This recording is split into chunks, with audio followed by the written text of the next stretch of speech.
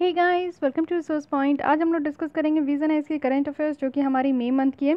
तो काफ़ी टॉपिक हमारी कंप्लीट हो चुकी है। आज हम लोग स्टार्ट करेंगे साइंस एंड टेक। तो चलिए देख लेते हैं कि क्या क्या टॉपिक है साइंस एंड टेक में। देखिए, सबसे पहले हम लोग डिस्कस करेंगे यहाँ पे न्यूक्लियर टेक्नोलॉजी जो स्पेस मिशन के लिए है, और फिर आर्टेमिस एकॉर्ड के बारे में देखेंगे, one of the most important है, और नेग्लेक्टेड ट्रॉपिकल डिजीज़, और फिर म्यूकोरमाइकोसिस जो कि ब्लैक फंगस, ये सारी चीज़ों के बारे में हम लोग यहाँ पे पढ़ेंगे। तो चलिए स्टार्ट करते हैं हम लोग अपनी आज की लेसन। तो चलिए स्टार्ट करते हैं हम लोग अपनी आज की आर्टिकल जो कि nuclear technology in space mission से रिलेटेड है। न्यूज़ में क्यों है? क्योंकि अभी देखिए रिसेंटली जो इसरो का यहाँ पे UR राव सैटेलाइट जो सेंटर है, वो यहाँ पे एक प्रपोजल इनवाइट किया है कि 3 फेज़ डेवलपमेंट करना है हमें 100 watt radioisotope thermoelectric generator. ये RTG है जिसके यहाँ पे 100 वाट तक हमें यहाँ पे डेवलप करने का एक प्रपोजल मिला है, और वो भी 3 फेज़ में हम लोग करेंगे। बहुत अच्छी बात है। देख लेते हैं यहाँ पे और क्या क्या बात है। सेंटर्स के द्वारा यहाँ पे कहा गया है कि RTG को हम लोग यूज़ करेंगे पावर जनरेशन्स के लिए, साथ ही थर्मल मैनेजमेंट करने के लिए। जो भी इसरो की जितनी भी स्पेस मिशन है उसमें जितनी भी पावर की ज़रूरत है वो RTG के द्वारा सप्लाई किया जाएगा, और थर्मल मैनेजमेंट जो है वो भी RTG के द्वारा यहाँ पे प्रोवाइड किया जाएगा। RTG है क्या? देखिए, यहाँ पे बात में ही आपको नाम में ही देखने को मिलेगा कि radioisotope thermoelectric generator. तो radioisotope thermoelectric generator जो है एक type of nuclear based power system है, जिसको जनरली हम लोग पावर जनरेशन के लिए यूज़ करते हैं कि इससे हमारे इलेक्ट्रिसिटी जो है वो यहाँ पे पावर जनरेट होती है, इलेक्ट्रिसिटी के रूप में हम लोग इस्तेमाल करते हैं, और थर्मल मैनेजमेंट होता है स्पेस मिशन के लिए। तो ये जो टेक्नोलॉजी है इसको हम लोग स्पेस मिशन के लिए यूज़ करते हैं। ठीक है, अब देखते हैं कि कितने तरीके के न्यूक्लियर पावर सिस्टम होते हैं और इसका क्या एप्लीकेशन है, क्या क्या यूजेस है स्पेस मिशन में। सबसे पहले तो रेडियो आइसोटोप पावर सिस्टम भी होता है जिसको RPS भी कहते हैं। तो ये एक तरीके का यहाँ पे रेडियो एनर्जी टेक्नोलॉजी है जो कि हीट को यहाँ पे यूज़ करता है। यहाँ पे हीट यूज़ होगा जिससे कि इलेक्ट्रिक पावर जनरेट हो पाएगा, जिससे कि स्पेस क्राफ्ट सिस्टम जो है वो ऑपरेट होगा, साइंस इंस्ट्रूमेंट जो है जितने भी वो ऑपरेट होते हैं। लेकिन यहाँ पे आप देखो कि रेडियो आइसोटोप पावर सिस्टम जो है ये 2 तरीके का होता है। इसी में आपको जो है RPS के अंदर RHU देखने को मिलेगा और RTG देखने को मिलेगा। तो ये जो RTG का टाइप है ये हमारा RPS का ही सब टाइप आपको देखने को मिलेगा। तो रेडियो आइसोटोप हीटर यूनिट होता है। तो ये है क्या? एक्चुअली ये छोटी सी डिवाइस होती है जो कि हीट प्रोड्यूस करती है, और इससे क्या होता है कि यहाँ पे स्पेसक्राफ्ट की जो इलेक्ट्रॉनिक इंस्ट्रूमेंट है और जो मैकेनिकल सिस्टम है ना, वो यहाँ पे ठंडे टेम्परेचर में हमारे सोलर सिस्टम में रखा जाता है। इट मीन्स कि आप देखते हो कि जो भी स्पेस मिशन हमारा जाता है जिसमें आपको सैटेलाइट वगैरह देखने को मिलता है, लॉन्च व्हीकल देखने को मिलता है, तो इसमें क्या होता है ना कि इसके अलावा आप देखो कि जो स्पेस क्राफ्ट है, स्पेस क्राफ्ट को ये हीट देता है, और साथ ही साथ जो है हीट से क्या होता है कि जो स्पेस क्राफ्ट इंस्ट्रूमेंट है जितने भी और मैकेनिकल सिस्टम है ना, सब यहाँ पे कोल्ड टेम्परेचर में रह पाते हैं, और ये हीट आपका स्पेस क्राफ्ट स्ट्रक्चर में ट्रांसफर्ड होता है, सिस्टम में, इंस्ट्रूमेंट में डायरेक्टली ट्रांसफर्ड होता है बिना किसी पार्ट को मूव किए हुए। तो ये डायरेक्टली होता है, तो काफ़ी अच्छी बात है। ये छोटी सी डिवाइस है जो कि ये लगाया जाता है आपका स्पेस क्राफ्ट के साथ। उसके बाद आपका radio isotope thermoelectric generator है। तो एक्चुअली यहाँ पे आप देखो कि फ्लाइट प्रूवन ये सिस्टम है जिसमें कि पावर और हीट दोनों ये प्रोवाइड करता है। RHU क्या है कि ये सिर्फ हीट प्रोवाइड करता है, बट यहाँ पे RTGS का क्या काम है कि यहाँ पे हीट और पावर दोनों प्रोवाइड करता है हमारे स्पेसक्राफ्ट को। और RTG जो है ना ये फर्स्ट होगा जिसको हम लोग स्पेस में कब यूज़ किए थे, तो कोल्ड वॉर में 1961 में, और वो US का ट्रांसिस्ट 4A मिशन था। तो आप लोग समझ सकते हो कि US हमसे कितना आगे है, नासा वगैरह, तो इसलिए अभी हम लोग इसको जो है यूज़ करने के बारे में सोच रहे हैं। तो ये चीज़ ध्यान में आ गया। RPS के अंदर आपको देखने को मिलेगा कि 2 पार्ट है, एक है RHU एंड देन RTG। तो अभी हम लोग RTG के बारे में बात करें। सेकेंड है कि न्यूक्लियर प्रोपल्सन सिस्टम। एक्चुअली ये है क्या, ये कैसे काम करता है? तो देखिए, न्यूक्लियर पावर जो है ना हम लोग इसको यूज़ कर सकते हैं रॉकेट प्रोपल्सन सिस्टम के लिए। नासा आज की डेट में इसी के ऊपर काम कर रहा है कि कैसे न्यूक्लियर थर्मल प्रोपोर्शनल सिस्टम जो है ना इसको डेवलप किया जाए, जो कि न्यूक्लियर फ्यूजन के द्वारा आपको देखो कि यहाँ पे पावर्ड किया जाता है। तो ये जो NTP है यानी कि न्यूक्लियर थर्मल प्रोपोर्शनल सिस्टम है, यहाँ पे काम कैसे करता है? तो ये जो लिक्विड प्रोपेलेंट है ना, जो लिक्विड वाला है, मोस्टली ये क्या होता है, तो यहाँ पे हाइड्रोजन ही देखने को मिलेगा। तो ये रिएक्टर कोर के थ्रू जो है वो पंप करता है, और यूरेनियम एटम जो है वो यहाँ पे स्प्लिट हो जाता है, कोर के अंदर ही अंदर ये स्प्लिट हो जाता है, टूट जाता है, और इससे फिर हीट रिलीज होता है। देखिए यहाँ पे आप लोग देखिए, इस तरीके से यहाँ पे आपका पूरा बताया गया है कि RTG वर्क कैसे करता है। ये आपका पूरी तरीके से आप देखो कि लॉन्च व्हीकल के साथ यहाँ पे पूरा काम है, ये आपका जो है स्पेस क्राफ्ट है। यहाँ पे क्या है कि कन्वर्ट करेगा, जो थर्मल इलेक्ट्रिक एनर्जी है उसको यहाँ पे इलेक्ट्रिकल एनर्जी में यहाँ पे कन्वर्ट करता है। तो जिससे कन्वर्ट किया जाता है उस डिवाइस को हम लोग थर्मोकपल कहते हैं। साथ ही जो नेचुरल डिके है प्लूटोनियम 238 का, ये डिके होता है प्लूटोनियम 238 और इससे आपका हीट प्रोड्यूस होता है। फिर ये आपका वन साइड ऑफ जो थर्मोकपल है इसमें ये ट्रांसफ़र हो जाता है। थर्मोकपल जो है इलेक्ट्रिसिटी प्रोड्यूस करता है हीट के ट्रांसफ़र से। और साथ ही साथ आप देखो कि कोल्ड टेम्परेचर में रहने में इस स्पेसक्राफ्ट को आसानी होती है। हमारा स्पेसक्राफ्ट जब स्पेस में जाता है तो ठंडा टेम्परेचर है, जैसे जैसे हाइट ऊपर जाती है तो टेम्परेचर भी डाउन होते जाता है। तो उस हिसाब से ठंडे टेम्परेचर में हमारे स्पेसक्राफ्ट रह सके, उस हिसाब से जो है यहाँ पे आपका डिवाइस लगाया जा रहा है जो कि हीट प्रोड्यूस करे और वो जो है ना ठंडे टेम्परेचर में एग्जिस्ट कर सके। करेंट मॉडल आज के डेट में आप क्या है यहाँ पे देखें तो सबसे पहला multi mission radio isotope thermoelectric generator है हमारे पास, जो कि यहाँ पे डिज़ाइन किया गया और इसको जो है स्पेस में वैक्यूम ऑफ स्पेस में भी यूज़ कर सकते हैं या फिर हम लोग प्लैनेट के अंदर जो एटमॉस्फेयर है उसमें भी यूज़ कर सकते हैं। यहाँ पे मार्स साइंस लेबोरेटरी जो क्यूरोसिटी रोवर है उसको 2011 में लॉन्च किया गया था। फिर आप देखो मार्स 2020 में जो यहाँ पे नासा का प्रिजर्वेरेंस रोवर है उसको 2020 में लॉन्च किया गया। तो ये रोवर क्या होता है, रोवर एक्चुअली ये आर्टिफिशियल इंटेलिजेंस बेस्ड जो है ये आपका एक व्हीकल होता है जिसमें व्हील्स लगे रहते हैं और इसको ले जाने के लिए लैंडर होता है। लैंडर इसको लेकर जाता है, वो जो भी सरफेस है जिस भी प्लैनेट में जाना है उस प्लैनेट के सरफेस में इसको रखता है और उसके बाद ये आपका जो है रोवर वहाँ से निकलता है। व्हील्स लगे रहते हैं तो घूम घूम कर जो है इसमें हाई रेजोल्यूशन कैमरा लगे रहती है, तो कैमरे से वो वीडियो रिकॉर्ड भी होता है, कैमरे से वो फोटोज़ वगैरह भी लेते हैं, तो फुटेज वगैरह भी यहाँ पे लेने में आसानी होती है रोवर से। उसके बाद ड्रैगन फ्लाई है जो कि 2027 में इसको लॉन्च किया जाएगा जिसका नाम है रोटोक्राफ्ट। ओके, तो यहाँ पे आप लोग इसका पार्ट्स देख लीजिए, ये सारे स्टैक हैं। यहाँ पे 8 आपको जो है general purpose heat source module देखने को मिलेगा यहाँ पे आपका है। साथ ही ये थर्मो इलेक्ट्रिक मॉड्यूल है जिसको थर्मोकपल कहते हैं। ये है जहाँ पे आप देखो कि थर्मल एनर्जी को इलेक्ट्रिकल एनर्जी में कन्वर्ट किया जाता है। ये रेडिएटर फिन्स होते हैं, ये दोनों साइड जो आपको देखने को मिल रहा है ये रेडिएटर फिन्स है जो कि आपका क्लोज हो जाता है। तो इस तरीके से ये जो है कैसे काम करता है आरटीजी ये हम लोग देखे हैं यहाँ पे। तो न्यूक्लियर जो यहाँ पे थर्मल प्रोपोल्सन है ये कैसे काम करता है, जो लिक्विड प्रोपोलेंट है ना यानी कि हाइड्रोजन है उसके द्वारा पंप करके, और जैसे ही पंप होता है तो जो यूरेनियम है वो 2 भाग में 3 भाग में टूट जाता है और जो फिजिकल प्रोसेस है वो हीट अप करता है ये प्रोपेलेंट को और फिर ये गैस में कन्वर्ट करता है, क्योंकि लिक्विड है तो ऐसे जैसे गर्म हो जाएगा लिक्विड तो वो गैस में कन्वर्ट हो जाएगा जो कि पूरी तरीके से आपका एक्सपेंड होने लगेगा। और ये जो न्यूक्लियर थर्मल प्रोपोल्सन सिस्टम है ये आपका ऐसा डिज़ाइन नहीं किया गया है जिसमें कि आपका most of the amount of जो थ्रस्ट है जितना भी आप देखो कि अर्थ के सरफेस को छोड़ने के लिए ज़रूरी है ना उतना ये इस तरीके से डिज़ाइन नहीं किया गया कि वो उतना देता है।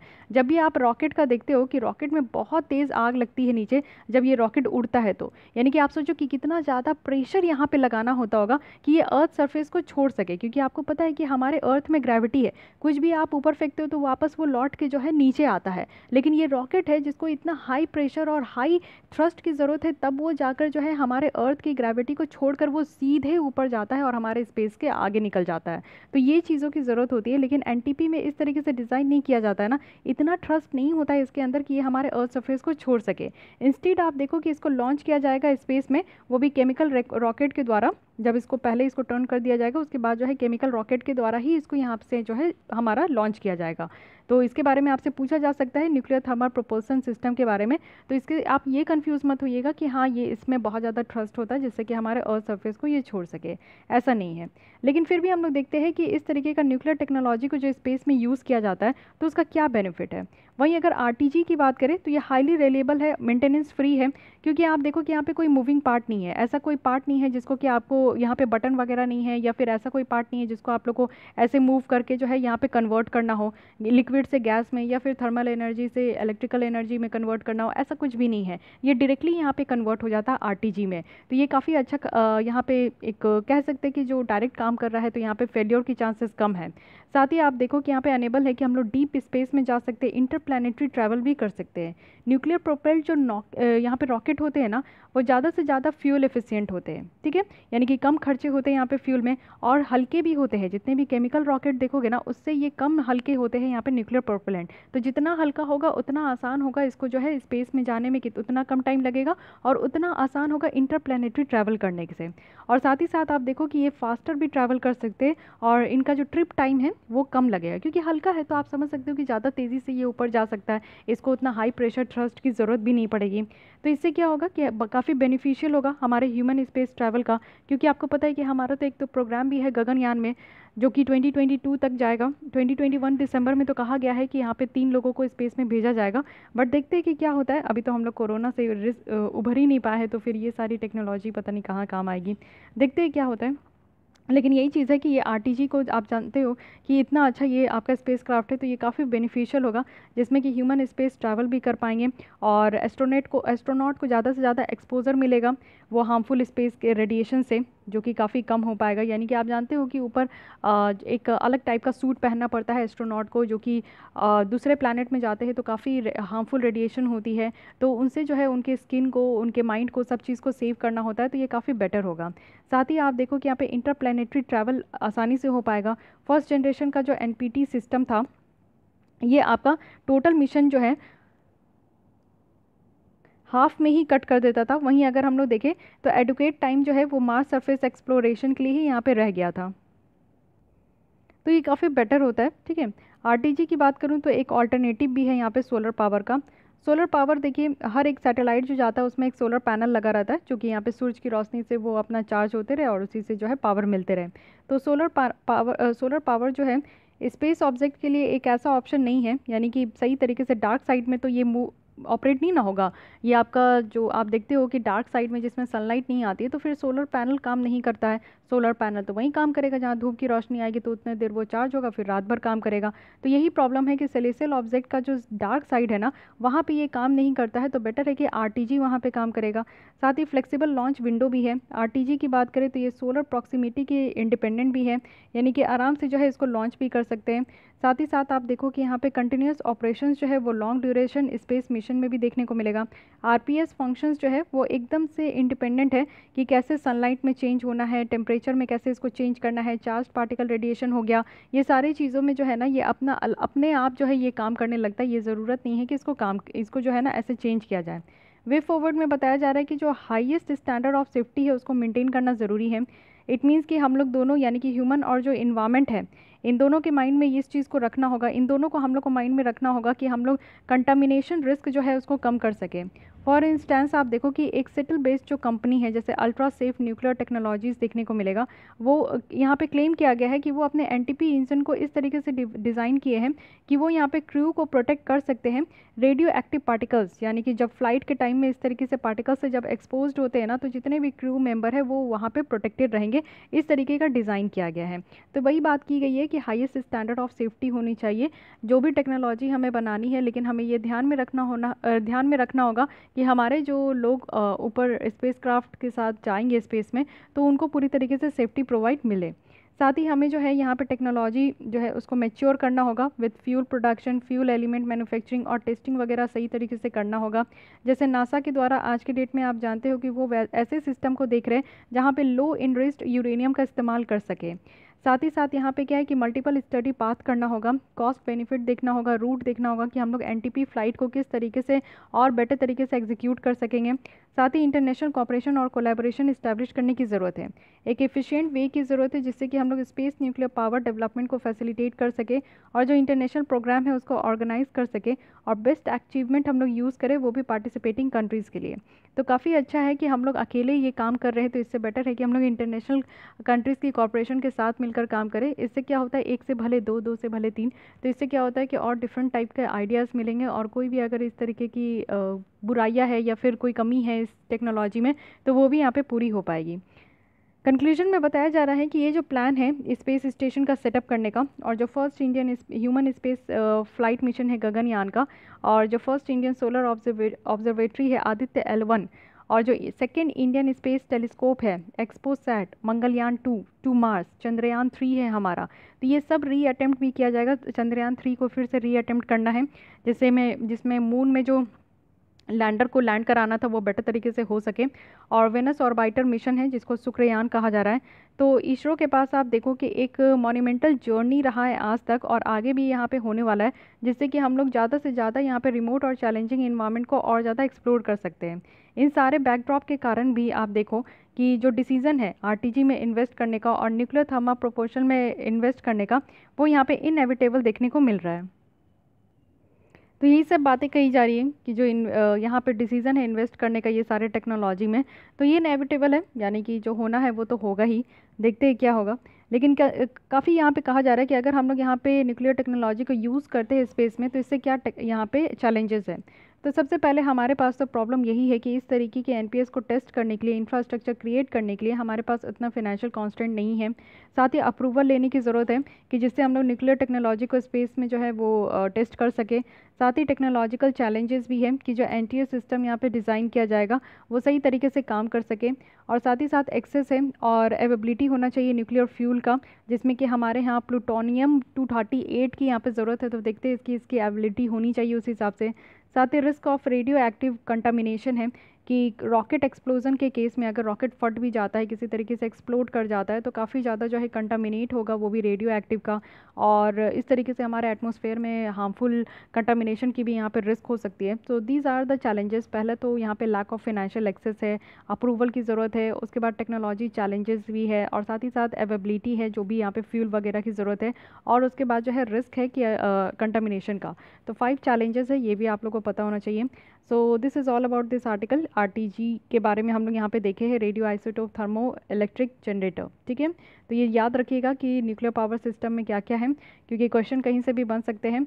और उसके बाद इसका क्या फ़ायदा है, क्या चैलेंजेस है, ये हम लोग ने देख लिया। ठीक है, नेक्स्ट आर्टिकल में आते हैं जो कि है आर्टेमिस एकॉर्ड। तो ये आर्टेमिस एकॉर्ड ऑलरेडी हम लोग पहले भी पढ़े, लेकिन अभी देखिए कि क्या है कि न्यूजीलैंड यहाँ पे 11 कंट्री हो चुका है जो कि आर्टेमिस एकॉर्ड को साइन किया है। अब आर्टेमिस एकॉर्ड के बारे में देखते हैं। एक्चुअली ये एक ऐसा एकॉर्ड है, एकॉर्ड कहने का मतलब है कि एक ऐसा और मतलब संधि है जिसमें आकर आप लोग साइन कीजिए एक साथ आकर।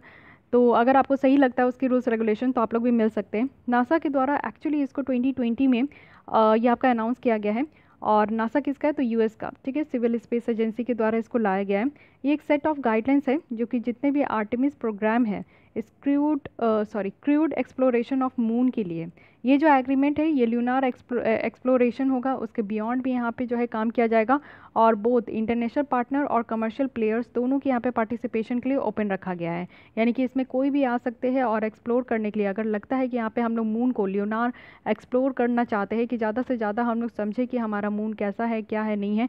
तो मेनली आप देखो इन सब के पीछे एक ही रीज़न है कि सबको ये जानना है कि एक्चुअली यूनिवर्स कैसे क्रिएट हुआ, हमारे यहाँ स्टार की फॉर्मेशन कैसे हुई। आज तक जो भी हम लोग थ्योरी वगैरह पढ़ते हैं ना, वो किसी ना किसी की रिसर्च एंड डेवलपमेंट के ही कारण है, बट वो एकदम 100% ट्रू नहीं है। कोई एजम्पशन भी है, किसी की ऑब्जर्वेशन भी है, बट ये हमेशा आप जानते हो कि इस तरीके से स्पेस रिसर्च जो है वो हमेशा चलते जाता है।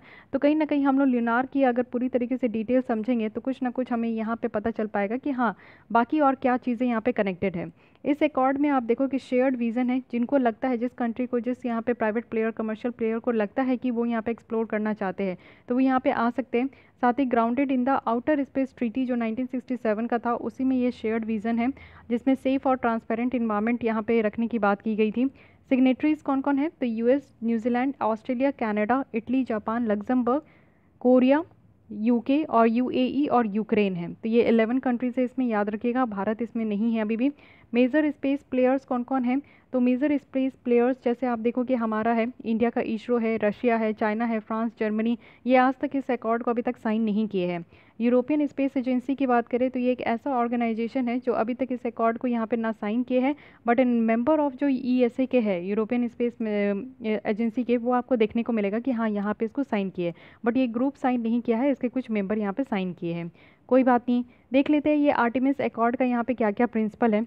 सबसे पहले यहाँ पे इंटरऑपरेबिलिटी है, इमरजेंसी असिस्टेंस है, सेफ डिस्पोजल करना है जितनी भी स्पेस डेब्रिस है, यानी कि स्पेस में जो कचरे हो गए, हार्मफुल इंटरफ्रेंस को यहाँ पे प्रिवेंट करना है, प्रिजर्व करना है जो आउटर स्पेस हेरिटेज है, ट्रांसपेरेंसी लेकर आना है, पीसफुल एक्सप्लोरेशन करना है, ऑब्जेक्ट की रजिस्ट्रेशन करनी है, और जो साइंटिफिक डेटा है उसका रिलीज़ करना है। ठीक है, अब देखते हैं कि क्या क्या वैसा फैक्टर्स है जिससे कि इंडिया को ये प्रॉम्प्ट किया जाए कि आइए और आर्टेमिस अकॉर्ड को साइन कीजिए, क्योंकि अभी तक हम लोग साइन नहीं किए। तो ऐसे कौन कौन सी फैक्टर्स है जो कि हमें ऐसा मजबूर कर सकती है कि हम लोग इसको साइन करें। सबसे पहला है कि स्पेस कॉपरेशन हमारा बढ़ेगा, ऑब्वियस है, और क्वाड कंट्रीज़ के साथ, क्योंकि इसमें ऑलरेडी यूएस, जापान, ऑस्ट्रेलिया है। तो क्वाड में 4 कंट्री है, यूएस, जापान, ऑस्ट्रेलिया, इंडिया। तो हम ही लोग इसका पार्ट नहीं है, तो ऑब्वियस है कि हम लोग यहाँ पे अगर जुड़ जाए तो क्वाड कंट्रीज़ के साथ स्पेस कॉपरेशन में और ज़्यादा मदद मिल पाएगा। साथ ही यहाँ पे मोर इन्वेस्टमेंट भी होगा हमारे यहाँ, यानी कि अकॉर्ड का पार्ट बनने से क्या होगा, इंडिया की जो स्पेस कंपनीज़ हैं वो यहाँ पे ग्लोबल सप्लाई चेन का पार्ट बनेगा। इससे क्या होगा कि और ज़्यादा से ज़्यादा इन्वेस्टमेंट आएंगे, यानी कि हमारे जो इंडियन स्पेस स्टार्टअप्स यहाँ पे चल रहे हैं उनको यहाँ पे ज़्यादा से ज़्यादा कैपिटल मिल पाएंगे। और हमारे पास अपॉर्चुनिटी भी आएगा कि हम लोग इंटरप्लैनेटरी जो मिशंस है, ह्यूमन स्पेस फ्लाइट है, इसके बारे में और भी ज़्यादा सीख सके। क्योंकि 1960 और 1970 के बीच में आप जानते हो कि इंडिया ने वेस्टर्न कंट्री से काफ़ी मदद ली थी, जैसे यूएस यूके है, जिससे हम लोग बेटर समझ सके कि कैसे साउंडिंग रॉकेट सैटेलाइट टेक्नोलॉजीज़ को बनाना होता है। तो ये चीज़ें हम लोग सीख गए, आज के डेट में मास्टर भी बन गए। अब हमें आगे और भी चीज़ों पे मास्टर बनना है, तो आर्टेमिस एकॉर्ड एक अच्छा खासा अपॉर्चुनिटी हमें प्रोवाइड करेगा कि जो इंटरप्लैनेटरी मिशंस है और जो ह्यूमन स्पेस फ्लाइट है, उसको हम लोग बेटर तरीके से और अंडरस्टैंड कर पाएंगे। तो आगे आने वाली हमारी और भी मिशंस जो है बेटर तरीके से सक्सेस हो पाएगी। लेकिन फिर भी आप देखो कि यहाँ पे आर्टेमिस एकॉर्ड को साइन करने में इंडिया के द्वारा कुछ चैलेंजेस भी फेस किए जा रहे हैं। तो वो क्या चैलेंजेस है? सबसे पहले यूएस हेजेमनी है। आप जानते हो यूएस के जो प्रमोशन है एकॉर्ड को लेकर, वो नॉर्मल चैनल से बाहर है, यानी कि जो इंटरनेशनल स्पेस कानून का जो नॉर्मल चैनल होता है ना, उससे आपको बाहर देखने को मिलता है। यानी कि एक कॉज ऑफ कंसर्न यहाँ पे बताता है कुछ कंट्रीज़ के लिए। साथ ही यहाँ पे आप देखो कि जो स्पेस गवर्नेंस में जो चेंज देखने को मिलता है, हरबिंगर, ये जो एकॉर्ड है ये बायलैटरल एग्रीमेंट है और ना ही ये बाइंडिंग इंस्ट्रूमेंट है। पूरे इंटरनेशनल कानून में आप देखो कि ये बाइंडिंग नहीं है। तो इस तरीके का बाइंडिंग नहीं होने से क्या होता है कि जितने भी मेंबर कंट्रीज़ होते हैं वो अपनी मनमानी चलाते हैं। ठीक लगा तो वो इसको फॉलो करेंगे, नहीं ठीक लगा तो नहीं फॉलो करेंगे। तो यहाँ पे कुछ डिसिप्लिन नाम का चीज़ उतना ज़्यादा देखने को नहीं मिलता है। और डिप्लोमेटिक चैलेंज भी है। भारत के द्वारा आप देखो कि हमारा एक ट्रेडिशनल पार्टनर रहा है रशिया, जो कि रिसेंटली पार्टनर बन चुका है चाइना के साथ। आपको पता है चाइना और रशिया आज के डेट में दोस्त बनते जा रहे हैं, लेकिन एक समय था स्टार्टिंग से जो हम लोग रशिया के साथ काफ़ी अच्छे दोस्त बन चुके हैं। तो international lunar space research station initiative लाया गया है, जो कि रशिया जो है अभी पार्टनर किया है चाइना के साथ। तो रशिया जो है यहाँ पे इंडिया को इन्वाइट कर सकता है कि आप ज्वाइन हो जाओ। But on the other hand अगर हम लोग देखें जिस तरीके से चाइना यहाँ पे बढ़ते जा रहा है, तो हमारी जो एसोसिएशन है इंडिया और यहाँ पे इसका इंटरनेशनल ल्यूनार रिसर्च एसोसिएशन में, तो इसमें कहीं ना कहीं चाइना हमें रोक सकता है। साथ ही साथ फोकस है कि हम लोग अपने खुद के प्रोग्राम को जो है कहीं से भी कॉम्प्रोमाइज़ नहीं करें। एक तरीके का डर है कि क्या होगा हमारे खुद के प्रोग्राम का अगर इंडिया जो है आर्टेमिस एकॉर्ड को साइन कर लेते हैं। तो ये भी एक तरीके का फियर है। तो देखते हैं इन सारी चीज़ों से कैसे हम लोग उभर पाते हैं। वे अहेड में बताया गया कि इंडिया का जो डिसीजन है आर्टेमिस एकॉर्ड को साइन करने का, वो एक तरीके का मैटर है कोई और बायलैटरल स्पेस एग्रीमेंट में आप देख सकते हो, जो कि कम्प्लीटली यहाँ पे मेरिट के ऊपर बेस्ड है। शायद और साथ ही साथ आप देखो प्रपोजल जो है वो इंडिया के एक्सपेक्टेशन को फुलफिल करता है कि नहीं करता है, ये इस पे देखने को मिलेगा। इस तरीके की सारी डिसीजंस जो है ना वो कॉम्प्लीमेंटेड है विद फॉलोइंग इनिशिएटिव, यानी कि कॉन्फिडेंस देखने को मिलता है कि जो भी यहाँ पे हम लोग यूएस के साथ बिल्डअप कर सकते हैं। यानी कि जिस तरीके से हमारा चंद्रयान 1 है, नासा इसरो सिंथेटिक एपर्चर है, निसार मिशन है, तो इससे हमें काफ़ी मदद मिलेगी कि हम लोग एक दूसरे के साथ कॉन्फिडेंस को बिल्ड कर सकें। ठीक है। साथ ही साथ स्ट्रैटेजिक बैलेंस भी है रशिया के साथ। इंडिया अगर इस अकॉर्ड को साइन करता है तो आप देखो कि ये एक ऐसा नहीं है कि हम लोग जो है ना रशिया के साथ इक्वेट नहीं कर पाएंगे। इंडिया को यहाँ पे बैलेंस लेकर चलना होगा। यानी कि हमेशा आप देखते हो कि इंटरनेशनल रिलेशन में हम लोग जो है काफ़ी बैलेंस लेकर चलते हैं कि हमारी जो रिलेशन यूएस के साथ है और जो रशिया के साथ है वो एक समान रहे, किसी को हम लोग ज़्यादा इंपॉर्टेंस ना दें। साथ ही इंडिजिनस प्रोग्राम को भी परस्यू करना है। इंडिया को यहाँ पे इनक्रेज करना चाहिए कि ज़्यादा से ज़्यादा प्राइवेट सेक्टर्स जो है हमारे कम्युनिकेशन और अर्थ ऑब्जर्वेशन सैटेलाइट में इन्वॉल्व हो, जिससे क्या होगा कि हम लोग यहाँ पे बेटर तरीके से इसको कंस्ट्रक्ट कर पाएंगे, लॉन्च कर पाएंगे। और जो प्रायोरिटीज़ है हमारा इंटरप्लैनेटरी और ह्यूमन स्पेस फ्लाइट मिशंस का, उसको भी हम लोग ज़्यादा से ज़्यादा आउटलाइन कर पाएंगे, यानी सीख पाएंगे और एक्टिवली हम लोग उन सारी चीज़ों को परस्यू भी कर पाएंगे। सो ये सारे जो है वे फॉरवर्ड में यहाँ पे बताई जा रही है, जो कि काफ़ी हेल्पफुल है। तो इस तरीके से हम लोग को ध्यान देना होगा, क्योंकि आपको पता है कि इंटरनेशनल रिलेशन में कोई किसी का दोस्त दुश्मन नहीं होता है। जब जिसको जहाँ फ़ायदा मिलता है वो वहीं हो लेता है। कुछ रिलेटेड इन्फॉर्मेशन भी देख लेते हैं आर्टेमिस प्रोग्राम का। तो ये चीज़ें ध्यान रखनी है कि ये लेटेस्ट एंडेवर है जो कि ह्यूमन स्पेस एक्सप्लोरेशन को बूस्टअप करने के लिए नासा के द्वारा लाया गया है। और ये जो मिशन है इससे क्या है कि फर्स्ट वीमेन जो है अराइवल देखने को मिलेगा और नेक्स्ट मैन जो है हमारे मून के सरफेस में जाएंगे कब, तो 2024 में ये पूरा मिशन बनाया गया है। इंटरनेशनल प्रिंसिपल अगर देखें जो कि मून के एक्सप्लोरेशंस को यहाँ पे गवर्न करते हैं, तो दो है। एक तो आपको 1967 का आउटर स्पेस ट्रीटी देखने को मिलेगा, जिसमें कुछ यहाँ पे सिद्धांत रखे गए हैं ह्यूमन स्पेस एक्सप्लोरेशन के लिए कि कैसे यहाँ पे जो है सारे ह्यूमैनिटीज़ जो है वो इन्जॉय कर सके एक्सप्लोरेशन को, साइंस को, कॉमर्स एक्टिविटीज़ को। इंडिया इस ट्रीटी को 1982 में ही रेटिफाई किए, यानी कि इससे रिलेटेड जो भी रूल्स रेगुलेशन है वो हम लोग अपने देश में इम्प्लीमेंट किए। मून एग्रीमेंट है 1979 का, जिसमें कि जो कमर्शियल एक्सप्लोरेशन है आउटर स्पेस रिसोर्सेज का, तो उसको प्रिवेंट करने के लिए अटेम्प्ट लिए। सिर्फ 18 कंट्रीज़ है जो कि इस एग्रीमेंट को साइन की है, जिसमें इंडिया और फ्रांस भी है। यूएस, रशिया, चाइना इसको अभी तक साइन नहीं किए हैं, तो हम लोग दोनों जो है इस इंटरनेशनल ऑर्गेनाइजेशन को हम लोग साइन किए हैं, तो इसके बारे में आपको पता होना चाहिए, ठीक है। इसको अभी तक हम लोग साइन किए हैं 1979 का, बट इसको हम लोग रेटिफाई भी कर लिए है आउटर स्पेस ट्रीटी का। तो हम लोग जहाँ जहाँ जिस जिस ऑर्गेनाइजेशन के पार्टिसिपेंट रहे, मेंबर रहे, इसके बारे में आपको पता होना चाहिए। So guys this is all about Artemis accord, जिसमें हम लोग देखें कि ये नासा का है, just because to explore the human space exploration को बूस्टिंग करने के लिए ये लाया गया है। यहाँ पे कुछ सेट ऑफ गाइडलाइंस है जो कि यहाँ पे कंट्रीज़ को फॉलो करना होगा फॉर एक्सप्लोरेशन ऑफ मून। तो यहाँ पे 11 कंट्रीज़ है, अभी रिसेंटली न्यूजीलैंड के द्वारा ज्वाइन किया गया है, और क्वाड के तीनों कंट्रीज़ है, यूएस, जापान एंड ऑस्ट्रेलिया, तो इसलिए इंडिया के लिए ज्वाइन करना एक बेटर रहेगा।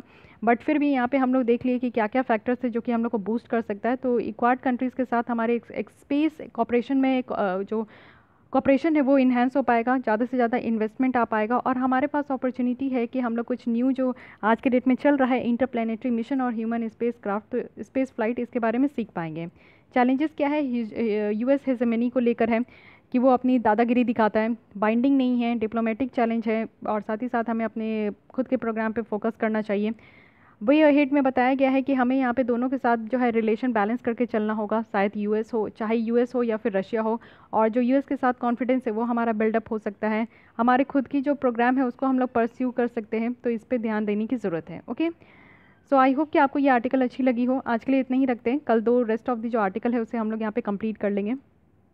अगर हेल्पफुल लगा है तो लाइक कीजिए, और डेली इसी तरीके से 4 बजे हमारे साथ वीडियो देखना चाहते हैं तो आप लोग हमारे चैनल के साथ जुड़ सकते हैं। मिलते हैं कल हम लोग इसी टाइम पे, आज के लिए बस इतना ही। Thank you.